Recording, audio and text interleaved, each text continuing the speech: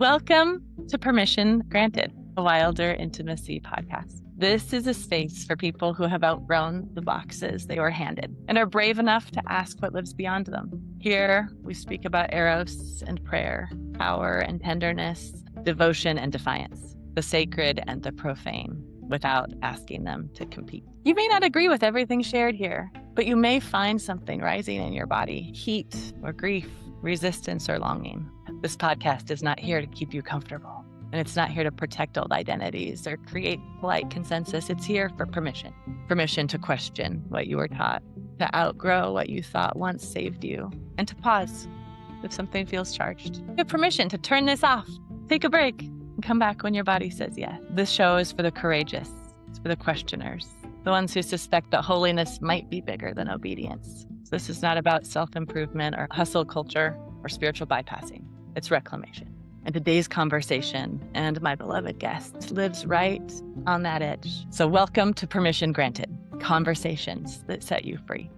My delightful, honored guest that I'm so happy to welcome here is Melisa Keenan. Welcome, Melisa. Thank you. I'm so glad to be here. I'm so glad you're here. I have tingles all over. Melisa is the founder of the Heart Open Publishing Enterprise. She is an intimacy mentor and an 8-time international and USA Today bestselling author. She's the visionary publisher behind the upcoming book, Embracing Your Eros, which is releasing in just 2 weeks. What moves me most about Melissa's work is that she helps women reclaim their voice through telling stories, their own stories. And she works at the intersection of trauma and faith, pleasure, and authorship. And she's also a beekeeper, which I love. We bonded over bees. So she's a beekeeper, a story weaver, and she helps women bring truth and light and life to their stories. So Melisa, welcome.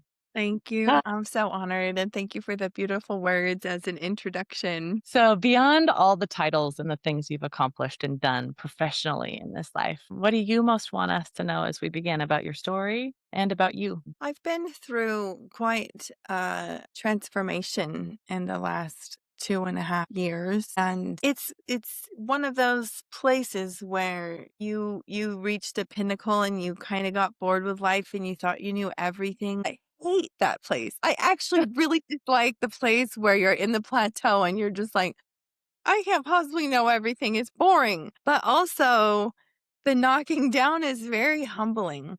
And so I'm married. I've been married for 18 years and we have a beautiful marriage. I feel like this man is my soulmate and I'm so grateful for him. And we have 4 children. So much gratitude for the capacity to get to be a steward of some souls into bodies. So that's at my core. That's probably where the majority of my thoughts are all the time. And then all the fun things that you listed off about me actually is my joy. Like getting to do these podcast interviews and work with clients and do retreats with clients and make books with clients. And also I do intimacy coaching work. It's like just a lot of fun. I love that. Yes, it is. So let's talk about you as the story midwife or the voice doula in a way. 'Cause this is really how I met you to contribute to this upcoming book. So let's start with the process of writing and why storytelling and writing is such a powerful reclamation, particularly for women who come from high control systems or people who've never seen themselves as a writer or an author. Yeah. Yeah. I discovered very young that when I told my story, it had the capacity to help others heal. I was 12 and my dad had died and I became an orphan and I moved to a new town and had to make all new friends, all new connections. I felt so isolated, alone, suicidal, just so distraught. And something in me was like, just write your story. So I started writing about a girl named Francesca because I didn't want my peers to know that the stories were about me. And I started telling this story. And I remember how terrified I was. I'm in junior high and my paper is shaking and I'm standing in front of the whole class reading this story about Francesca's father dying and her whole life exploding and her innermost feelings. And later that evening, I felt lighter. for the first time after having gone through everything I had gone through and finding no relief elsewhere. That was the beginning when I was like, oh my gosh, even if me telling my story only helps me, it's helping someone. I credit my wisdom of my inner child. Like, where did she get that idea? I have no idea. Why did she have the courage to read her story and write her story in front of her peers? That was kind of the beginning of that journey. And it's so beautiful to get to help others experience that. Creating the publishing company, I mean, so I've run an online business for 8 years as an intimacy coach and helping women and men as well, but particularly women come into greater comfortability with themselves, with their story, and a little bit of understanding around why they're showing up in their relationship the way that they are and being able to put voice to that. That was very beautiful. And I love that work. But creating a publishing house takes it to a different level because when someone comes to me and says, whether like you, I'm going to contribute a chapter in this book, or coming to me and saying, I have a whole entire book. As soon as they sign this agreement with me, what they're really agreeing to is I know that my story is inspirational and I'm going to put it out to the world. And that creates this anchor or container, if you will, that holds the whole experience. Because until then, we kind of flail with that, don't we? Of like, oh, maybe my story is actually just a shit show and nobody should hear it. And once we anchor in that, I'm publishing this thing because I know it's inspirational and that becomes the anchor. That's exactly what unfolds as a result. And the more that we recognize that in our story, the more people feel that from us. It doesn't even have to be spelled out. We just tell the story from that energy and people receive it that way. And the more emotion we can attach to while we're writing, and the more honesty we can connect with while we're writing, the more energy is conveyed to the reader. Mm, it's so true. And as an author on this upcoming book that's so close to being birthed, that was something you encouraged us to do in the early writing process. You had this gorgeous list of questions for us to consider. And one of them was, what are you the most terrified to write about? What is the edgiest, scariest thing? Start there. Because then everything else just flows from it. And so that's what I did. The experience of walking through this entire journey has been incredibly therapeutic for me and really, really rich in opening up even more. I thought I knew my story. It wasn't until I started writing it that I realized how truly rich it really was. I hadn't pulled out all of it until I actually wrote it and went through the editing process with you. Love hearing that. And thank you. And thank you for giving it your whole heart too and letting yourself be moved by the experience. It is so courageous to go there first, to go to like, what's the thing I'm most terrified of? And you may not publish that thing, and that's okay. Like, we get to be the discerning gatekeepers of our story and lean into our own inner wisdom around what we feel like so inspired or a full hell yes to share. But be willing to share it, be willing to face it, be willing to write it down and let yourself witness it. And then you can decide. Well, that's Like, the beauty is, yeah. like, we get to work through it. It's not like it comes out in a blurt and then it's out and we can't take it back, which a lot of people are afraid of. And working through the process with editing with other authors has also helped me metabolize my story so that I know that when it is published, I'm ready because of the work of the preparation instead of feeling afraid of seeing it in print. I can hardly wait. Finally, it's ready. It's ready to be shared. And it was a lifetime in the making. And yes, of course, there are still short stories that I haven't shared, and that's appropriate. The world doesn't deserve everything, but whatever we feel moved to share, I think there's a reason for that. So, Yeah. on that note, you talk about story healing codes. It's in the same vein when you see how your presence or your story really moved someone. It really made a difference. I've reflected on that and what I believe we probably had promises and contracts and things with people before we came here. Sometimes it just feels that way. It just feels like so many synchronicities lined up for me to get to be a vessel in this person's life. Then as we excavate our own, like doing this work puts us in that position to be that vessel. And it's like I said, the more that we do all of that excavating and being with, it really is deeply about self love, like loving and fully accepting all that we are. That conveys codes to the listener. And this has always been the case with stories. And I think like it feels sort of revolutionary because colonization really diminished the priority, time, and telling and preservation of stories. But our stories, they are sacred scripture. They're our own sacred scripture. And I think about, you're marching along through life and you think, oh, there's these things in my past and I've probably done all there is to do. Like I'm very healed. I'm at peace. I'm whatever, right? And you're marching along and something happens and boom, it's like a highway straight back. And suddenly you're having all of these emotions and you're like, I thought I dealt with that stuff. Of course, now we know there's no such thing as arrived when it comes to the healing journey. But like, why does that stuff come up? Because it's our healing codes. It's inviting us in. It's our sacred text. It's saying, hey, read me over again and you're going to see it differently. And it's going to change some things in you. It's going to alchemize some things in you and you're going to show up differently, have a different perspective because of it. So this work of sharing our story is our invitation to others to feel of the stories. Just feeling that so deeply.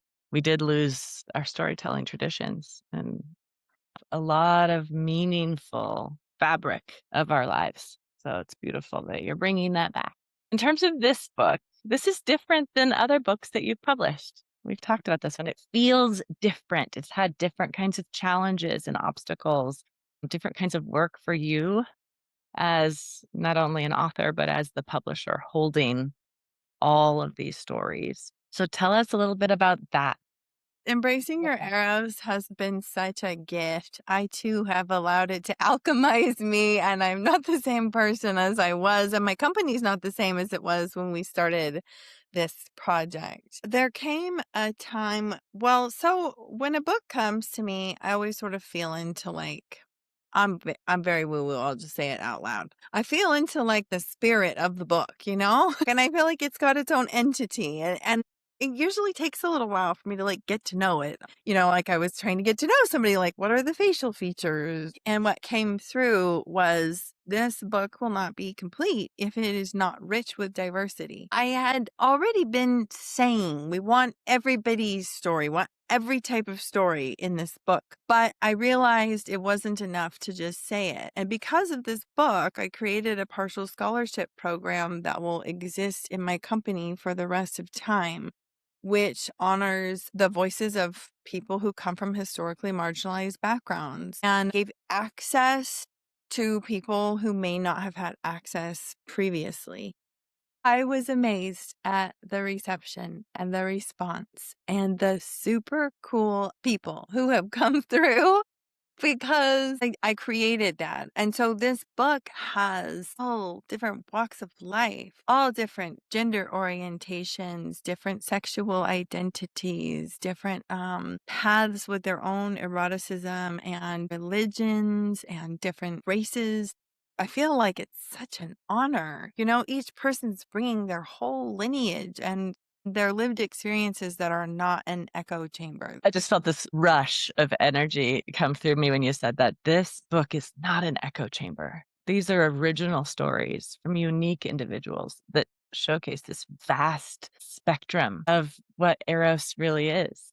And we even spent time on author calls, just all of us sort of like tasting the flavors that each person brings in from their lived experience. Here, you on the other side, you hold the fullness of all of our stories. So as you sit here in this liminal space, less than 2 weeks before it comes out, I think by the time we've actually published this, we'll be like right on the eve of publication. What are you holding? And what do you hope that when people open it up and begin to read, what do you hope that they experience? It's one thing to tell a white heteronormative person to be vulnerable with their story. And that comes with its own challenges. It is a different thing to tell someone, a trans individual, or someone who has literally had to flee their country because of pursuit of their own heart or their own health or their own happiness or their own gender identity or sexual identity, to say, hey, I want you to tell your story. It's very sacred to my heart to have witnessed that level of courage, because I've gotten more than one author who's come to me like, but this could be life threatening for me to share my story. What I realized in this process is that the majority of people in the world are not going to trans people and looking to them for inspiration, or going to a late blooming queer individual and asking for inspiration, or a swinger and asking them for inspiration. And the reality is, I am meeting the most inspiring, the most courageous people who have done the most tenacious pursuit of self and love of self of any people I've ever met. And I'm like, why are we not looking to them for inspiration? So as I hold this book and this launch, it's like I have this other perspective, because the majority of my time as an intimacy coach, I worked with conservative, Christian, heteronormative, monogamous individuals. I have this perspective of seeing how much people are suffering in the world around intimacy, their erotic drive, their desire, connection and trust with themselves, even being in their own body, right? Like all of these things. And I know I'm preaching to the choir, Kristen, because you do this work as well. And then I'm seeing this other world of all of these people with these rich stories, and I followed my Eros. And yes, it meant I got ostracized from my community, or I completely had to reinvent myself, holy crap. I mean, the things that these people have gone through, I'm like, I see the bridge. There is so much wisdom in this book for all the people. I'm really hoping that, the way that we roll this out, and the fact that this is a book that people can read in private, that people can, hold on to, that people can, just as you say on your podcast, can open the book, read a few pages, get overwhelmed, close the book, take some time, process whatever they need to do to realize that there is a better way to live. Purity culture, for sure, is one of these pieces that rests over, and kind of like a chain blanket, I feel like, over the majority of humankind right now. Getting to read this book is such a liberation. You don't have to live under the weight of that. I really am hoping that it will hit hearts and people will start to change their perspectives. Yeah, I think you and I could both agree, tell me if this is true, that coming from that very, very purity culture based backgrounds in childhoods, both of us then became intimacy coaches on the other side. I often tell my clients who come from that kind of background, like they've been playing with the bow on the gift of sex, on the gift of intimacy and pleasure, but they haven't actually unwrapped it, even to let alone open the box and enjoy it, and to realize like there actually is no box. I feel like that's what this book does. It opens the bows, and people can they can just like peek open a little corner and see what's there, because it is so rich and it is so diverse, and it doesn't look one way. In fact, in my story, I've been right about having this orgasmic experience, taking a bite of food. And so, like, it doesn't necessarily even mean nakedness or genitals or partners or whatever. It's life force energy. It's what lights us up and turns us on and brings power into our lives that like we were cut off from for so long. It's like there's a conduit of energy coming through this book. It's not prescriptive. It doesn't mean anybody needs to do anything with it. Yep. Except to witness, like, wow, there are so many different ways to be. And I find it incredibly inspiring. Let's talk about some of the truths that you carry, that you have embodied in your own journey through life.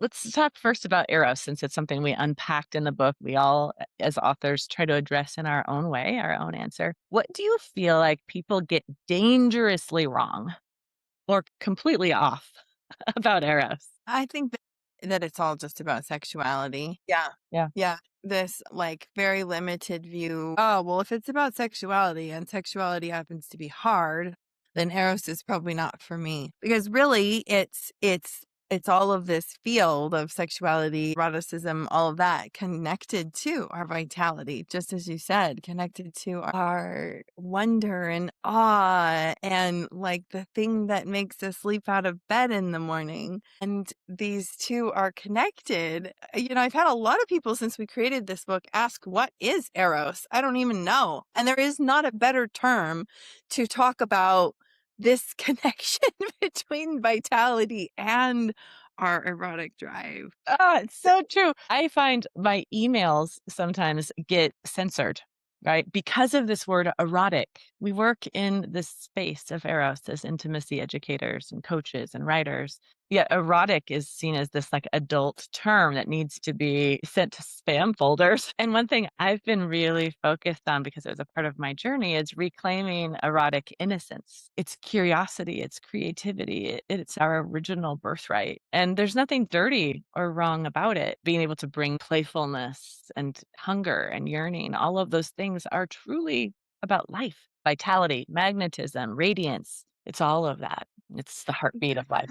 That's been a big part of my own journey as well, without actually having that name for it. Erotic innocence is so beautiful because I think back to myself as a child when what excited me excited me. And there wasn't any weirdness. There was no boxes of like, oh, that's in a different category. like, I loved one of the things I loved was raunchy music. Like, I could probably sing all the words to Genuine's Pony. I was like 7. I just loved that. I loved it. I was exposed to it. It was my favorite. And I also loved being able to bring that like level of non-judgment to my own children because we're talking about biology is what tells us what lights us up and what tells us what we love and what excites us. So absolutely, that's a piece that we come back to when we allow ourselves to explore our Eros as adults. That's fabulous. Okay, so you're planning a retreat to France. So you don't just work virtually and do book publishing, you also do in-person events. So tell us a little bit about this pilgrimage that you're Yeah. planning. I'm calling it a Magdalene pleasure pilgrimage. A pilgrimage is something we usually think of when we think of being in deep devotion to something. And this is not actually about devotion to Mary Magdalene. Mary Magdalene is kind of an archetype and an anchor for us. It's about devotion to oneself and devotion to pleasure. The pilgrimage element is that we're going to many of the different sites in the south of France that are believed to be where Mary Magdalene went. But she went there because they're believed to be sacred sites. And I think there's a lot of beauty that comes from connecting to ancient stones where we knew ourselves, we knew our sexuality, and it wasn't dangerous. In fact, it was seen as like the entrance to meeting God.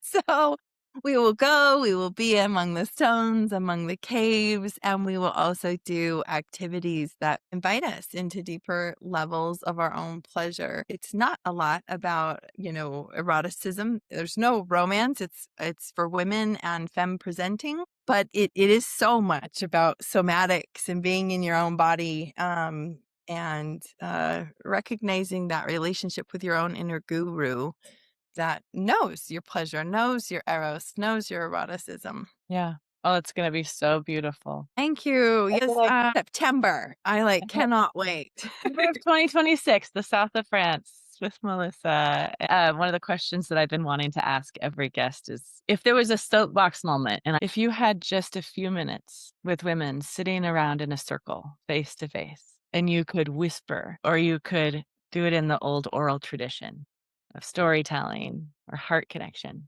what do you most want women to know about Eros, about pleasure, about living beyond performance? Well, I'm surprised this is what comes through. This is not in my chapter, but what comes through was a story that I feel privileged to be a part of this lineage. I was born to a family and I was introduced to my grandmother as Joyce. And I never questioned why I didn't call her grandma. I was just only allowed to call her Joyce. And it wasn't until I was 12 or so that I got to learn the full story. And what I learned was that Joyce was my grandpa's mistress. A few years before I was born, my biological grandma died.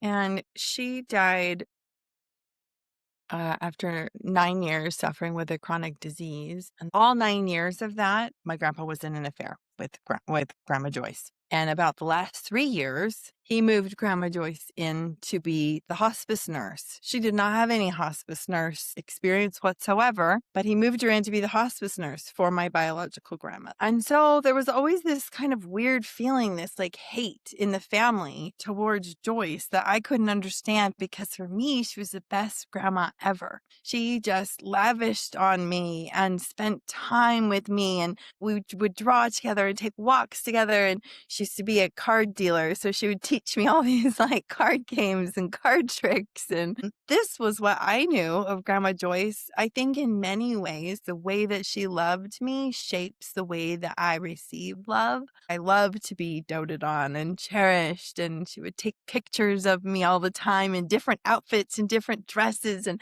buy me presents. And like, these are my primary love language now.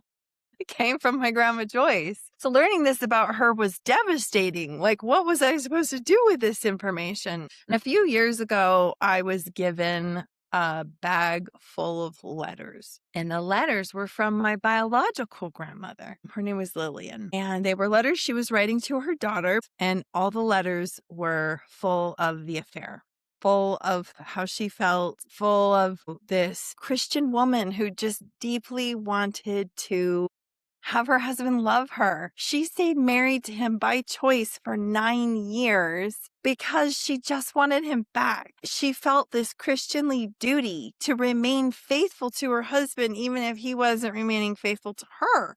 And so we have these three characters, right? We have my grandpa, we have Grandma Lillian, and we have Grandma Joyce. And Grandma Joyce has been labeled as the whore. And Grandma Lillian has been labeled, the victim, the poor Christian wife. And Grandpa Henry is the bad man. And nobody would ever look deeper in my family. And when I started talking about this, my family got really mad at me. And I didn't know that they were listening and reading my stuff. I thought they were just leaving me alone. But they were really mad at me because nobody wants to ask these deeper questions. But in my experience of each one of them is that they were whole people grappling with things. And Grandma Joyce wasn't just a whore. And even in her whoreness, I love her whoreness. If you knew her backstory, like her finding this man, my grandpa loved her in a way that nobody did after years of abuse and all of the things that she went through. And then looking at my grandma Lillian and the layers that kept her from finding happiness again, like probably, creating her own disease because she had to stay in this box and deal with what she had been dealt with and have no happiness all the way up into her death. And why did she choose those things? That's in my ancestry. And then looking at the man and like what made him make those choices? Where did he feel stuck? And why couldn't he face things and do things in a way that was better for people? I share that story as an offering that nobody is what we think. Nobody is just on the surface. Nobody ever is a single label.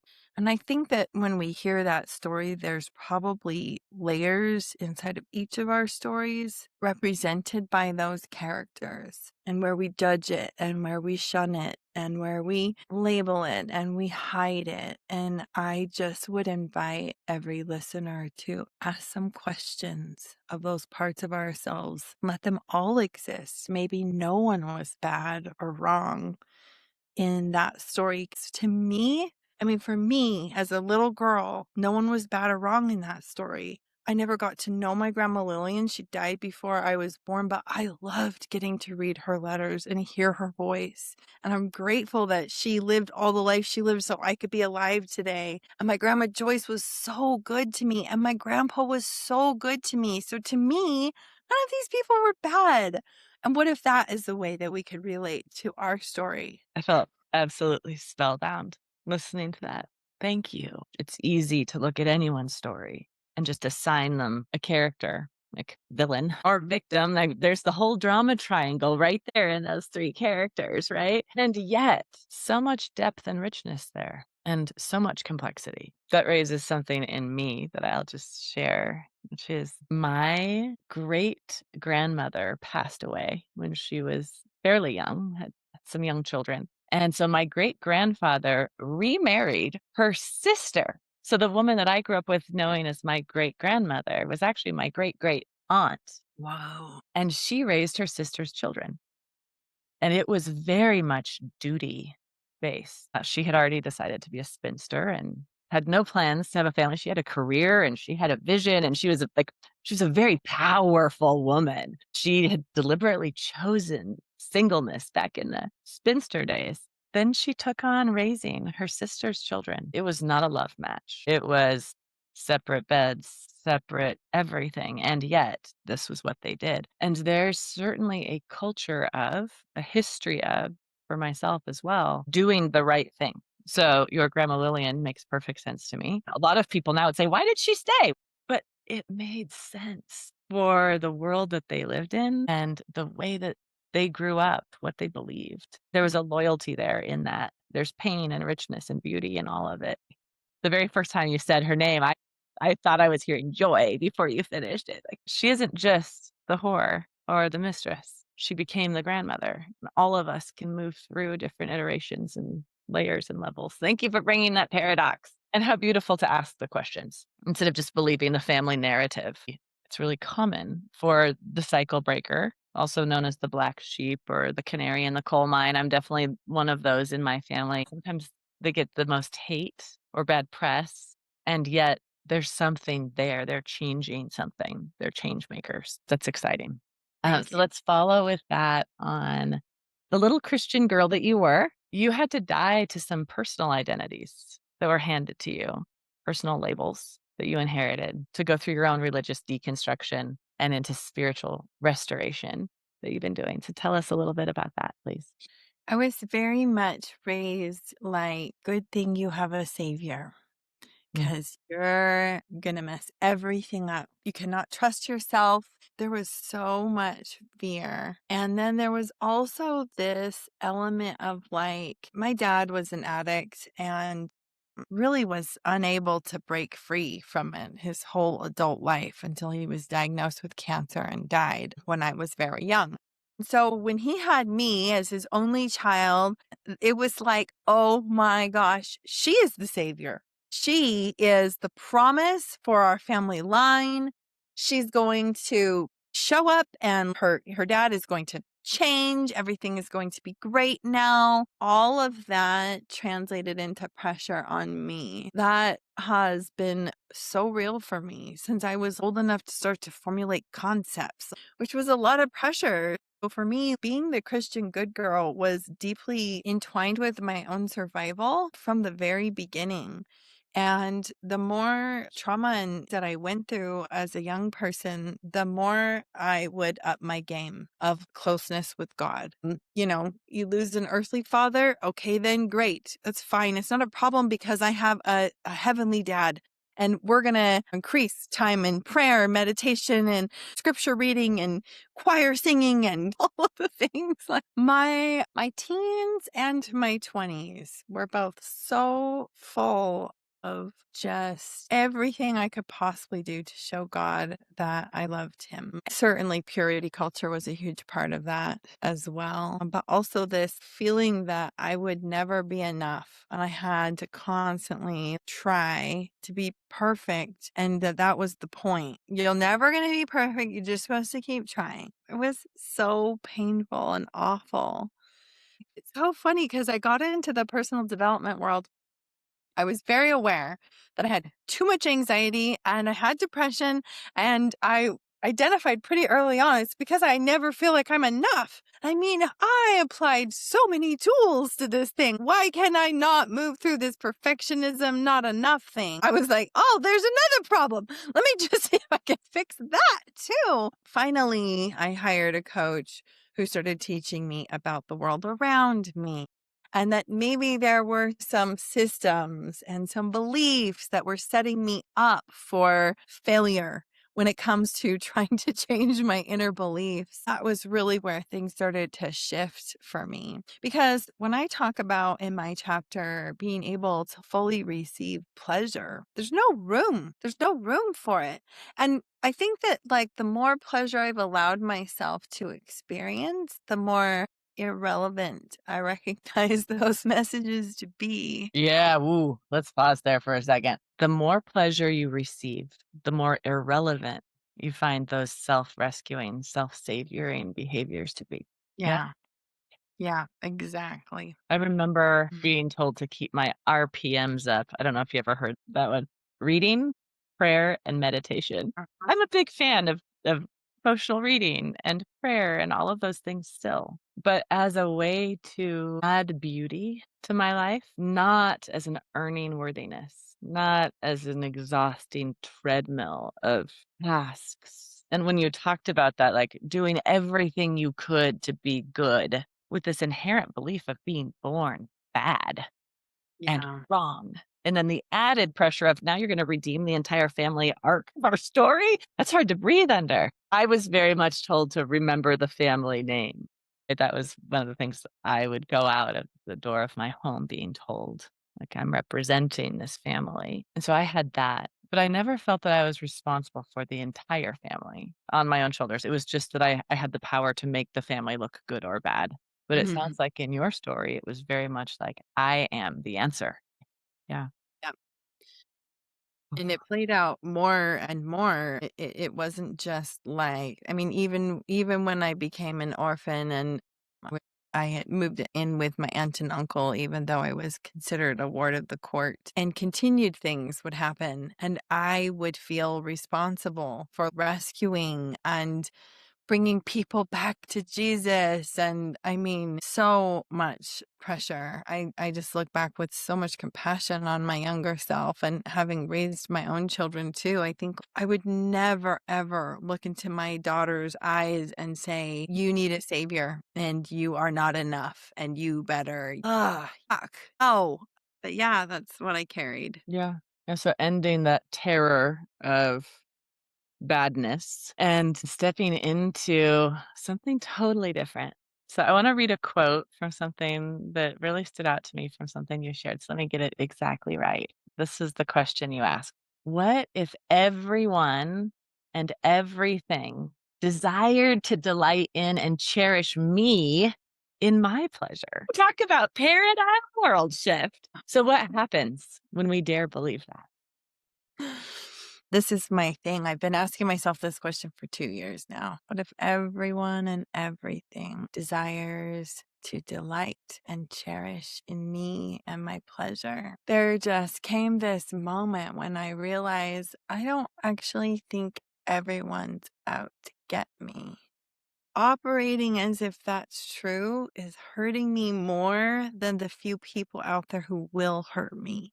I had to just totally open myself up and allow myself, above all, to accept that my pleasure could be cherished. I think in purity culture, there's this restrained way of how you talk, how you walk, how you move through your day to day, where you don't express pleasure. You can enjoy something, but don't enjoy it too much. And that's dumb. I'm not doing that anymore. It's not fun. Well, it's so artificial. It's so imposed, right? It's taught. No one would ever apologize for full expression of joy and of delight and of pleasure unless it were tamped down from someone external. Right? Shame doesn't come from within. So when pleasure becomes a compass instead of a reward, instead of having been earned or instead of having been put in this just enough box, the Goldilocks box we're talking about, not too much, not too little, just right. If we break all of that up and we make pleasure a compass or a guiding light, a North Star, what happens then? Because you're living in that. I'm living in that. And Yeah. not 100% of the time. I have goals, but nevertheless. But you're letting yourself have the pleasure of those goals too, right? Yeah. Like even allowing yourself to want at all is revolutionary. It's so radical because following one's own desires takes a lot of courage. It takes way more courage than following somebody else's path for your life. The obedient student is like, I got that. We passed that course a long time ago. That is the easy way, the easiest way. I recognize these like threshold moments. I'm in one right now, actually, in my own erotic journey, and I won't share the details, but just this recognizing what lights up my body, what is inspiring me and calling me to like go deeper in it, to nerd out on it, to just let myself fully have it. So I'm really being with that and journaling with my inner child around what's coming up. And when I have recognized, when I move through that and I trust that thing, it doesn't sound like a rocket science equation to say that focusing on your pleasure is going to create a life of more pleasure. It sounds very like, duh. And yet, when you're doing it, it feels like rocket science. This is challenging, but nevertheless, that is what it creates, more pleasure. And areas where I recognize I'm digging a screwdriver into my back again because, I mean, old habits die hard, like pushing myself, pressuring myself, or falling into hustle culture patterns and things like pausing and going, whoa, whoa, whoa, how can I allow some pleasure as medicine to come in here? Because now that I have the embodied experience of moving from my pleasure, there's two things I know. Things do not feel hard. They just don't. Like, no matter what the goal is, or no matter even if I'm being called to, like, help my daughter clean up or whatever, like stuff does not feel hard. And if I'm feeling like this is so hard or whatever, there's probably some like, how can I rest into pleasure and let pleasure guide me a little bit in this? And the second thing that I recognize is that there's this reciprocal relationship between like my own radiance and my own magnetism of being able to call in like whoever I'm calling in or whatever opportunities I'm calling in or whatever, because I'm just radiant. My cup is full and running over with all this pleasure. And it's like, it's very natural. I had learned being in this personal development field for 8 years, all these things about manifestation. It was still very hard. Follow these tools and then you will manifest. But make sure you're not attached to the thing that you're trying to manifest. It was so, stifling. That pleasure as medicine creates manifestation very easily. And so again, I'm like, oh, wait, like things are not manifesting easily. Let me just check in and where can I just create some more space for myself? Yes. Thank you for speaking to that. The reciprocal relationship with radiance and magnetism, Yeah. partnered with pleasure, not Yep. hustle, not force, not drive. Although we can, of course, have direction and all of that. But I just spoke recently at a women's event, and one of the ladies, she was asking how old I was. So I told her I'm, 48. And she said, what? It's all the orgasms. Let's just think about orgasmic energy and living in pleasure and having turn on throughout life, not just held in a little box for nighttime or in the bedroom or whatever, but like letting it be. For me, it's pleasure is fuel as much as food and sleep. It's required for life for me. I think I feel about self pleasure and about Eros and orgasmic energy the way a lot of people feel about their daily exercise. They just have a really bad day. If they miss a day of working out, I don't really. But I do feel that way when it comes to orgasmic energy. I'm like, yes, this is the fuel. Yeah, there doesn't have to be an upper limit. I love that. And if we hit a limit and things start getting hard, step into pleasure and then come again into it from a different energy. And a Yeah. lot of the blocks dissolve through that. Yeah. Yeah, beautiful. Okay, so let's talk about your story You've told some stories from your own history, but I want to hear more about your bee story, your chapter. Mm. Can you take us inside of that?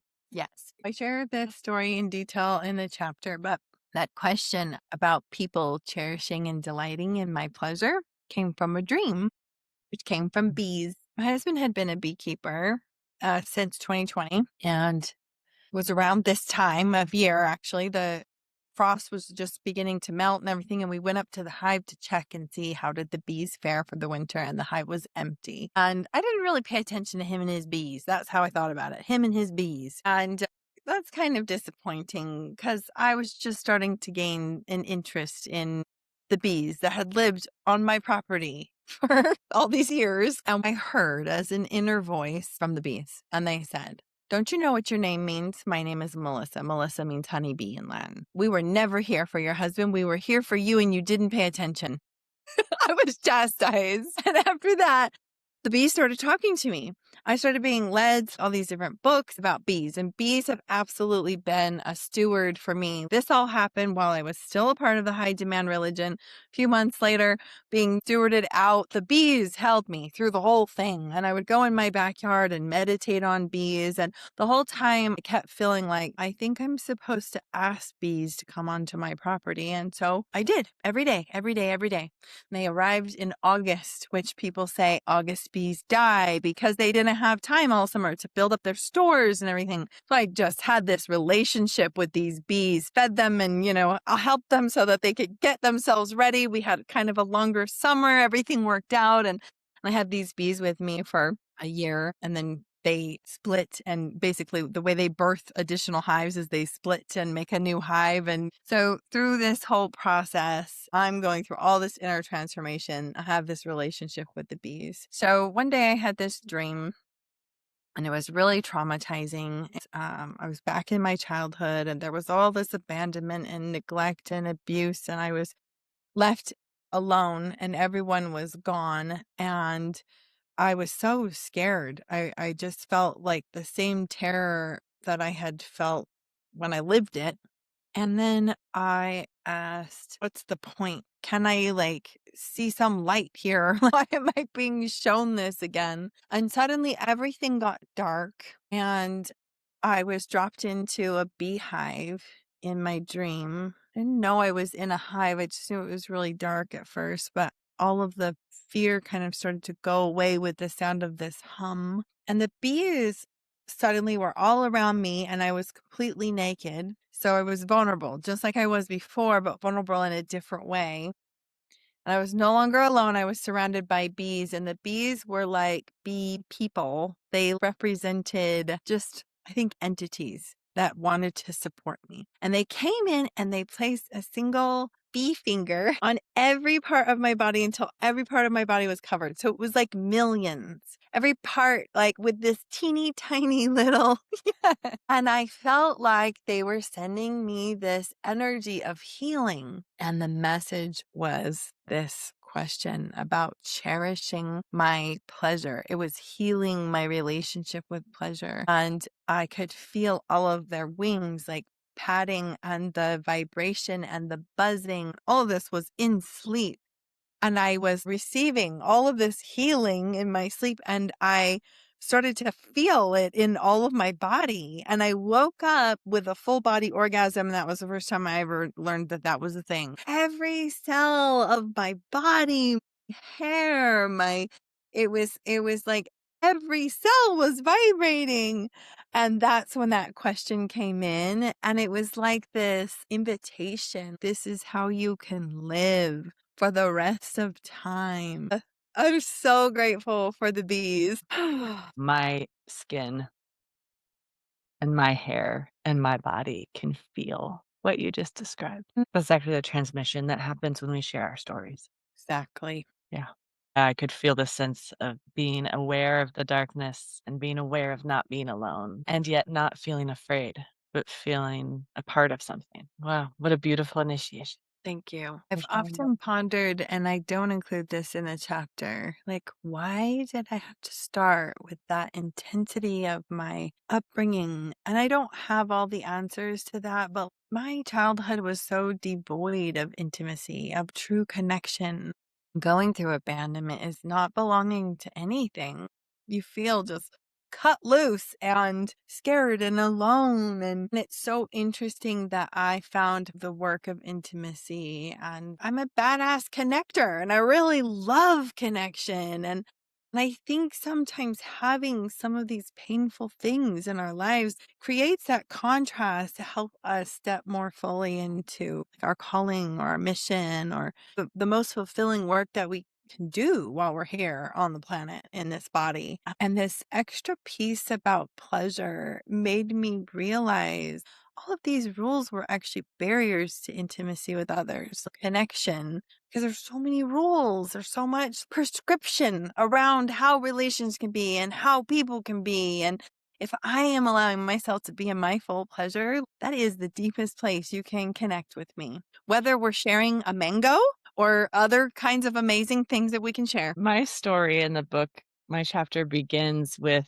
my erotic awakening, but I also came from numbness and I thawed and came alive and awake. And that's what my chapter's about, is that moment of that full-bodied awakening where it was like everything had been blackout, dark, and then all of a sudden the whole galaxy illuminated in my body, with this aliveness that was so unexpected and so not looked for, and yet arrived instantaneously. So I think it's delicious and delightful to hear and to feel even more deeply through your words and through your story and through your voice what that did in you and how it happened from the inside out. I love that. Like, oh, so good. Ah, what an initiation. What? And that's why this book is going to be so amazing. I mean, it's full of people's stories like this, and I'm addicted. I could hear stories like this forever after. So, on that note, let's just like bring all of this home, wrap it all up together here. What permission did that dream grant you, or what did it change going forward? The biggest thing it changed was bringing pleasure in as a compass instead of as a secondary, maybe one day I'll get to relax, and I had been actually teaching that as a concept. I had been helping my clients have transformations with that. And nevertheless, I struggled the most with embodying it myself. Actually letting pleasure and my own desires be the thing that lead my choices. That was the biggest shift. Yeah, permission for pleasure and permission to receive, Yep. permission to take up time and space and attention, Yep. all of those things that are taken away or never given. You had to claim those for yourself. Yep. So delicious. Yes. And so, what permission would you like to grant others? Anybody who's listening to this who maybe is still in that, like, am I really allowed? Is that okay? Feeling still timid or shut down or afraid they're going to go off the deep end if they allow themselves to experience pleasure. What would you want them to know? A couple things come to mind. Because I've seen people pursue this in so many ways. We can do this in a way that's very dramatic, or we can do this in a way that weaves in, 5 minutes here and there in your day. And all of them are transformational. You could book into your calendar an hour a day that's literally play for me. And likely you'll sit with that in the beginning and not even know what to do. And just being with that is so powerful. It's really a lifelong immersion into this. So any pursuit that you make is beautiful and should be rewarded. And so the permission is give yourself the permission to pursue this in whatever way you can. If you can book the trip, come with me to France. Or change just the way you relate with your food on your lunch break. All of these things are okay. And I think that it takes time to actually shift to no longer needing this to be about perfection. Even with something like this, then you're like, oh, I can't get it right. Like, just giving yourself grace over and over again, to fall in love with yourself, because that's what Mm. happens when we're in relationship with our pleasure. We fall in love with ourselves. Nobody knows better how to live your life in the fullest, coolest way than you. Yes, and permission that pleasure can be anything. It doesn't have to be, even though we're talking about Eros and we're intimacy coaches, it can be about anything. Yeah. To listen to music that makes you want to move and dance or that brings weeping. That's pleasure too. Learning how to be with food. That was a big one for me, which was not just eating because I needed fuel, but learning to eat and be present with my food. Actually taste it. It's remarkably simple and incredibly free. It doesn't have Yeah. to be expensive. It just requires being present and allowing us ourselves to feel good about feeling good. That was one that I took very literally and seriously. Yeah. I read Nadia Bolz-Weber's Shameless book very early in my deconstruction, and she wrote about that. The subtitle at the time was like permission to feel good about feeling good about sex. And I remember just thinking, oh, I can feel good about feeling good. I don't have to feel guilt that it was something pleasurable. Oh my goodness, what if suffering is not holiness? Wow. What if pleasure and communion, the divine, however we look at that, actually could be ecstatic? Let's just blow the lid off of all the myths. Yeah. Well, thank you so much for being here as my guest. Thank you for being the shepherd of my story and helping me bring it to the world. I've published my stories in other anthologies and group contributions in the past, but I have never put my full name to my story. I've just used my Mm. first name. And so this is the first time of sharing part of my history in writing that has my full name on it. You really helped me step into the courage of that. My story's in an international best-selling book, but I didn't put my full name on it. Only a few people knew it was me. There's something for me that's profound about saying, this is me. This is part of my history. And I believe there's something in it that will call to other people. How beautiful is that?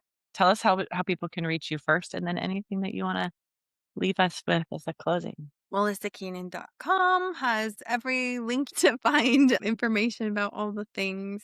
So yeah, I love connecting one-on-one with people, whether you're, considering writing or just inspired about the conversation. I'd love to hear from you. My final parting thought is Kristen is amazing.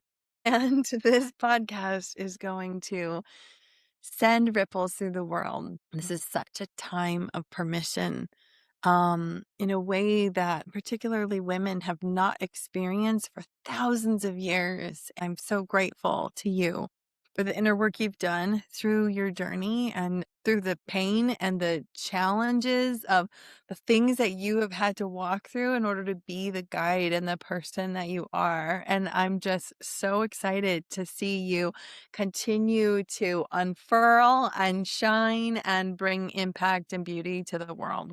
Thank you. Thank you. It's funny, I've been doing this work for years in intimacy and relationships, sex and kink and radical healing. And yet it feels like in some ways I was kind of in my own little hidey hole, serving just a few at a time. I had to build my nervous system through my own journey to be able to be more visible and to be out more. It's been a beautiful journey. I don't feel behind or ahead. It's just like it's in the perfect timing of what this needed to be. I knew as soon as my dear friend Ace, also a contributing author in the book, introduced me to you. I was like, oh, yes, this is the book and this is the woman. The very first time we met, I was like, oh, yeah, you get this. You've lived this. And so you have the capacity to hold these stories and this book and to bring it to the world in such a beautiful way. So thank you for being my story midwife. I'm so excited for people to be able to read more about all of the gorgeous authors, but most of all, just to feel the transmission of what you have been through, walked through, and what you continue to carry. You bring fresh, sweet water. Thank you. Yeah. Thank you so much. Thank you, Kristen. So thank you for joining us for this episode of Permission Granted. And if this stirred something in you, longings or questions, just stay with them. You don't have to burn down your life to evolve. You're allowed to choose a new way. You are allowed to let pleasure be your compass. So if this conversation resonated, share it. subscribe to the show, contact Melisa, contact me, leave a review, and pre-order Embracing Your Eros. We'll put a link there for the book. So until next time, permission granted to speak out loud and to share your story. Permission granted to desire and to seek, and permission granted to bloom, to blossom, and to bring rich, sweet honey to this world. Thank you so much.